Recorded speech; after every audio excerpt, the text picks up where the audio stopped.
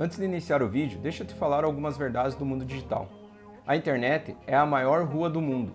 Todas as pessoas estão lá pesquisando alguma coisa, realizando vendas, comprando ou olhando o feed das redes sociais. 98% das pessoas estão com o celular na mão a todo momento do dia. Qualquer anúncio que você vê na internet, como no Google, Facebook, Instagram, é realizada por um gestor de tráfego. Ser um gestor de tráfego é uma das profissões mais remuneradas do mercado digital, sendo possível trabalhar em sua casa de maneira remota e atendendo clientes em todo lugar do mundo. Sabe quando você pesquisa um tênis no Google, por exemplo, e aquele tênis aparece em todo lugar que você vai na internet?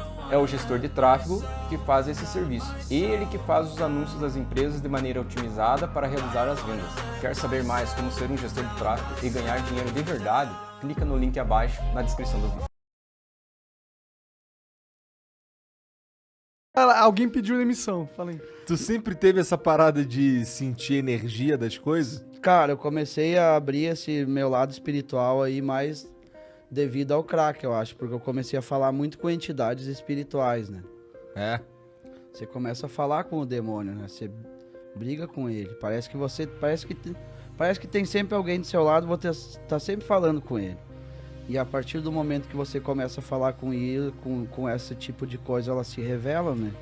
E daí você começa a sentir as energias dos ambientes. Você vê quando tá pesado o lugar, você vê quando não tá tão bom. Entendi. E daí você vai abrindo o seu lado espiritual, que é a abertura do terceiro olho. Então tu acredita pra caralho nesse bagulho de... Eu acredito muito, eu acredito que ao outro lado existe sim, e eu acredito que a gente tá fazendo uma triagem aqui pra ir pra outro lugar. Na verdade, eu acho que a gente vai pra vários lugares. Eu acho que são vários paraísos e vários infernos que os humanos ainda vão passar nessa triagem da nossa vida, assim. Você já estudou alguma coisa Eu acho que a gente tá aqui pra sofrer no purgatório mesmo. Eu acho que o inferno é aqui. Eu acho que a gente vai carregar todas as dores possíveis para, devido às nossas ações, a gente poder ir para alguns lugares, né? Que são mais de um paraíso. Eu quero ir pro cinturão de Orion, as Três Marias, porque é um planeta com 2 sóis. Cara, isso não tem isso noite, é muito espiritismo, mano. Meu avô falava isso pra mim. Eu sou muito espiritualizado, eu curto pra caramba. Mas você não estudou espiritismo, essas paradas, não, eu sou autodidata, eu vou estudando com o dia a dia. Entendi. De sentir as coisas, gosto muito de vida alienígena. Ó, tem até um ETzinho no braço. Tu já viu um, não? Eu acredito que Jesus era um alien, né, porque diz que ele veio dos céus. Se ele veio dos céus, ele tava fora da Terra, logo ele é um ET. Bom, de fato ele é. Lógico. Ele veio de fora, podia ser um arcturiano, né? O quê? Um arcturiano é uma raça evoluída que elas se parecem com anjos, né? Elas têm os olhos bem claros, cabelo branco, cabelo longo. Algumas têm essa aparência. Aparências angelicais. E é um... Quais são os tipos de ET que existem aí que tu acha? Tem arcturianos, reptilianos, tem... Esse é o Mark Zuckerberg. O reptiliano. O reptiliano é a raça do mal. Os arcturianos são os seres da cura, né? Daí tem outras raças que eu não sei o nome, eu não me aprofundei muito. Então, peraí, mas assim, então tem... Tu diria que tem os arcturianos, os reptilianos, mas aí também tem os demônios? Tem várias raças, mano. Tem raças similares a anfíbios, né? Eita. Elas parecem sapos mesmo, né? Que são raças que não querem o bem da humanidade. Eu acho que dentre uma dessas raças existem os anjos, né? Que são seres de outro lugar também, que são seres alienígenas, mas são seres angelicais, né? Então tá dizendo que o que tem depois dessa vida aqui é um rolê pelo universo. É um rolê pelo universo. Eu acho que depois dessa vida nós vamos dar um rolezão da hora. Eu acho que eu vou ir por um lugar bom, porque eu faço bem pra muita gente. Não só no meu dia a dia, como eu tento mudar algumas coisas na vida das pessoas, tento ajudar. Quando tá sobrando um pouquinho eu ajudo. Volte e meia eu dou esmola pras pessoas na rua. Tentei doar alguns alimentos também. Até falar agora do Cozinheiros do Bem de Porto Alegre, foi o primeiro podcast que eu fui, né? Na lata lá. Abraço, Júlio Rita, tamo junto. Explodiu, né? Ali foi da hora, meu. Aquele cara ali faz muita ação social pra ajudar as pessoas, né, meu? E ele abriu as portas pra mim também nesse mundo dos podcasts aí. Mas antes disso eu já tentava ajudar muita gente. Eu dei uma parte da minha lavoura pra Copame, pra uma instituição lá de caridade. Agora que tu tá... Se eu tiver uma roupa sobrando, eu dou também. Cara, eu sou uma pessoa, sou muito desprendido de matéria, de bens materiais. Se eu tiver algum pouquinho pra ajudar, eu vou ajudar, meu. Eu quero ver todo mundo bem. Se tiver todo mundo bem, tá da hora, meu. Ah, total. Por que não dar um pouco pra quem tá precisando? Às vezes as pessoas estão precisando de alguma coisa e você tem sobrando, mano. Às vezes tem um casaco em casa aí, você tem um casaco, tem 1 quilo de feijão a mais no armário ali, você não vai comer, cara. Dá pra alguém, meu. Tem um monte de gente no Brasil passando fome, cara, passando frio. É só pegar, cara, se cada um tirar um pouquinho de si pra ajudar alguém, pode estar tornando o dia de alguém mais feliz. E essa parte eu faço, cara. Se eu puder fazer e se eu tentar fazer mais, até tem um cara, o cara que levou a gente pra Gramado, ele é o... Como é que é o nome dele? O Alberi. Ele arrumou 4 toneladas de alimento pra mim poder repassar pra instituições. 4 toneladas? 4 toneladas. Caralho. Eu chorei na hora, quase morri chorando, né, cara? Eu me emociono. Eu nem sei quantas pessoas alimentam 4 toneladas de comida. Eu me emocionei muito quando ele falou. Fiquei mal pra caramba, cara. Passei mal, assim, chorei. De bom, né? Mal do bom. Daí eu pensei, cara, eu vou dar um pouco lá pro Cozinheiros do Bem, né? Lá pro Júlio. E um pouco eu vou dar pra Copame na minha cidade. Tem bastante criança carente lá.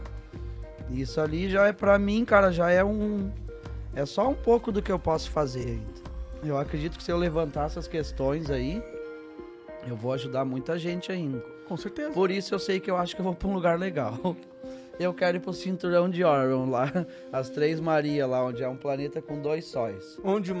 Quais são as outras possibilidades? Só Deus sabe, Cara, cara. acho que são infinitas, né? Se for o tamanho do Dá universo. pra ir pra Arcturus, né? Que é o planeta onde os arcturianos estão. Também deve ser bacana. Mas Tem- você sabe alguma coisa tem desse uns- planeta? Você estudou nesse Claro ponto? que sim, cara. Tem Que os que caras tem lá? são loucaço. O que tem lá no Tem Arquinha? umas criaturinhas tipo uns avatares. Tem de 2 a 4 metros de altura, né? Tu já viu um arcteriano fumando DMT?